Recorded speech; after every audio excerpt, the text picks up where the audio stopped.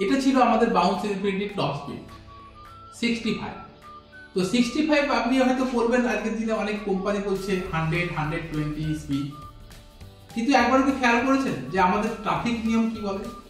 আমাদের ট্রাফিক নিয়মে কিন্তু ম্যাক্সিমাম টপ স্পিড কিন্তু ম্যাক্সিমাম রোডে কিন্তু 60, কিছু কিছু এক্সপ্রেসওয়ে আছে যাতে 80।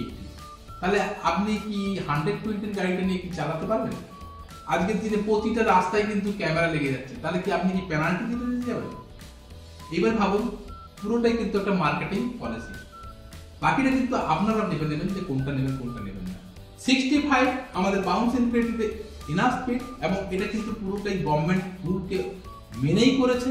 এই স্পিডে কিন্তু আপনি যথেষ্ট স্মুথলি যেতে পারবেন, বেশি স্পিডটা কিন্তু বিপদ টেনে আনবে।